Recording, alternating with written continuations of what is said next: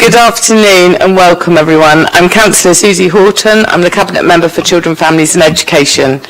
Please be assured that we put appropriate cleansing and social distancing measures in place to ensure that this meeting is undertaken in a COVID-secure manner. Can I please ask members to remain seated throughout the duration of the meeting and to wear a face covering unless seated? A little bit of housekeeping, same as normal. If the continuous fire alarm sounds, please evacuate the room and go down by the stairways. Do not attempt to use the lifts and assemble at Queen Victoria's statue in the Guildhall. In order to comply with the Guildhall Trust's fire marshal regulations, please sign out when leaving the building at the end of today's meeting. May I draw everyone's attention to the fact that this meeting will be live streamed and everyone speaking will be on camera. Okay, please can everyone use their microphones. Remember to switch them off when they have finished. I'm going to do introductions starting here. Councillor Jeanette Smith, spokesperson for PPP on this committee. Welcome. Councillor Terry Norton, and I'm the Conservative spokesperson. Welcome. Judith Smythe, Councillor of St Jude's Ward and Labour. Thank you, Judith. I'm Angela Mann. I'm Finance Manager for Children, Families and Education. Thank you, Angela. Hi, Mike Stoneman. I'm Deputy Director, Education. Councillor Madge with the Paulsgrove Ward. Councillor Scott Pater Harris, Hillsey Ward. You're most welcome to this meeting. Okay, this actually is... declarations of interest. My usual one, I am the Vice Chair Governors at Craneswater Junior School. My normal one, I'm in paid employment for Unison in Hampshire branch, but there's nothing on the agenda that should preclude me from taking part in the meeting. My usual one, I am employed at Mayfield School, albeit through an external agency. None. No others. Okay, excellent. Thank you very much. So we're going to go on to it's a single item agenda item, and I just before we start I just wanted to give a little bit of context around this, that this decision on this budget is tied up with a lot of variables. When the government guidance comes out, a consultation period, timing for it to go through schools forum, this meeting, and with the Christmas holidays in between. So it's quite a tricky timeline. And some years it works out quite smoothly in the sense that Schools Forum are really happy with the recommendations. Yeah, thank you. Thank you for doing that. So sometimes that timeline, although it's quite tight and complicated, works very smoothly. But on occasion, Schools Forum have raised some issues which involve recommending to me a change in the original proposal, and that's what's happened here. So we have a paper that has come through which will amend the original recommendations. And just to say for clarity that I attended the first half of the Schools Forum as an observer, so I am reasonably well rehearsed with where the conversation was going, and I caught up with officers afterwards to get the rest of the conversation. I was at Schools Forum and I've got every sympathy with this. I think it was very important.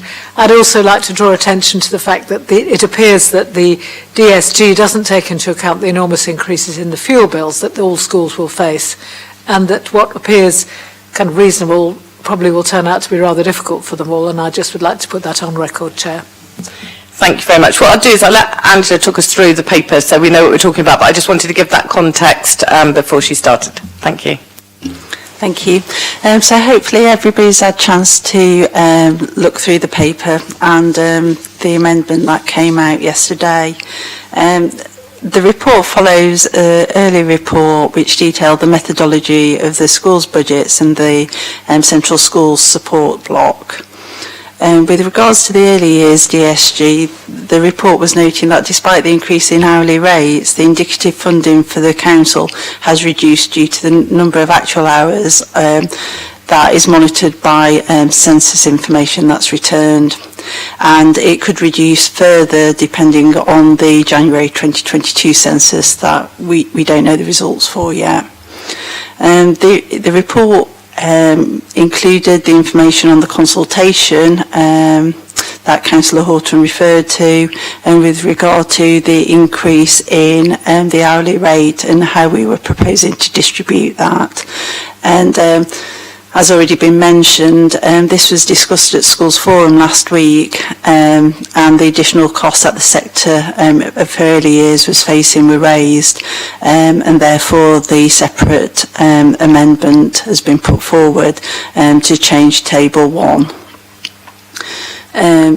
With regards to the high needs block budgets, we're proposing the inflationary rate on the element 3 elements, and the report also details the changes to the projected number of specialist places that we're needing and the associated budgets. The report also details the 3-year forecast that we have completed, and it shows that even if there isn't a change in the funding for the following 2 years, and the DSG carry forward would be sufficient to cover any short-term deficit. The table in 8.4 that relates to the carry forward also shows that we've allowed a 1% contingency for in-year pressures, but that does still leave 1.8 million of carry forward unallocated for other one-off items and projects that people might want to put forward that will help the pupils and students in the city. New for 22-23 is the supplementary funding, and in particular the high needs one.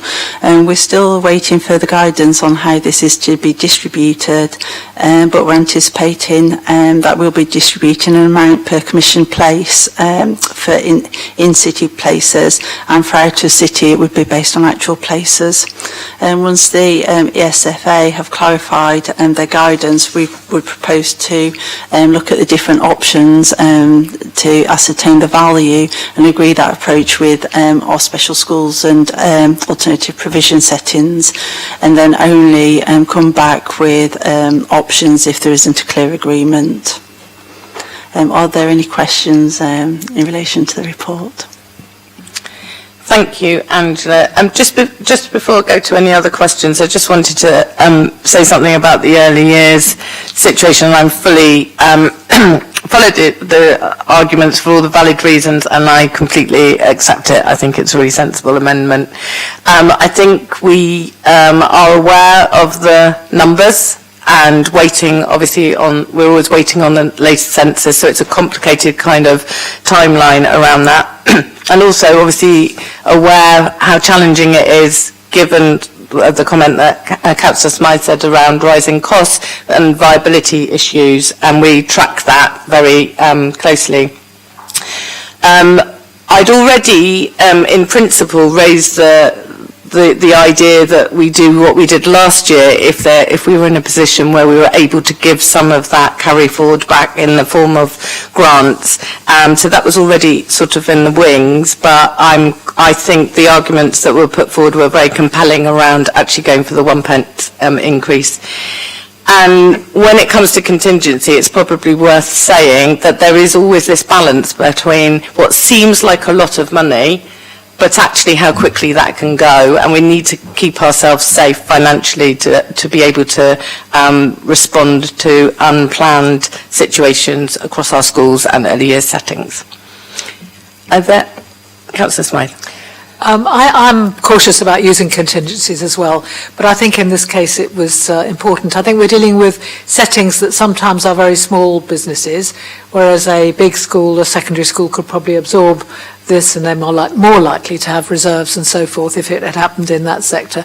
Second of all, early years is so very important for children's development. Good quality early years education is the key to success, particularly for children from poorer backgrounds or where the home learning environment isn't very good. And the other thing, of course, is that some of these children will have had quite a difficult time over COVID and will need the sort of help with speech and language that only a good early years setting can provide. So I think it's really a good thing that I hope, are going to agree to this. You're going to agree to this and sign it off, please. Because Absolutely. You've got my backing. Thank you. yes, agree with all those points. Councillor Norton. I agree with what Councillor Smythe said there, which I think is why it was so important that schools were reopened, and we pushed to have schools reopened sooner rather than later. The only thing I've got with it is the nature of an amendment coming forward 24 hours before a meeting. Now, I was at Schools Forum, so I understand it. It's not contentious and not worth pushing forward, but I do worry from a public scrutiny perspective. If we've got something that's coming forward 24 hours before a meeting, has it really had time to be scrutinised? I'm not sure that too many people watch this meeting with, close eyes, so not worth pushing forward, but in future I think 24 hours is probably quite late. Yeah, and as I said, I think that's a fair point. It doesn't happen very often, but actually we will always try and avoid that, but we are, as I say, the start point is actually not in our hands, and sometimes there's just a whole series of things that happen at a very short space of time, but I absolutely take your point. I have a question on 6.20, which is a hospital medical education. Is there any background information to show that long COVID within children might be an issue, and whether that budget of 660 is enough to alleviate that problem? It may be too early to say that, but it's becoming a real issue about long COVID. I don't know if Mike can give any detail. Well, as you say, it's too early to say really. It's something we'll watch. I don't know it's had much of an impact at the moment on that particular provision in terms of the pupils that currently benefit from that. But yeah, I accept it could have an impact in the future. But we'll have to just monitor that one as we go along. I think it's a really good question. I'm on the long COVID working group, and this is something that I feel very passionately about, as you know, and I am really happy to update you if we get any indication of that demand being made on that service particularly because of long COVID. Yeah, what are the numbers like on long COVID for young people? I don't know anything about the numbers on that. Are they significant? It's a really difficult one. It's so complex because of the way things are diagnosed. It's one of those things that is subject to a series of symptoms being decided on, that is a label that's given to it. I think it's too early to tell at the moment. That it's more anecdotal, and I don't think it's something that we necessarily would know about from a health perspective unless it became an educational issue.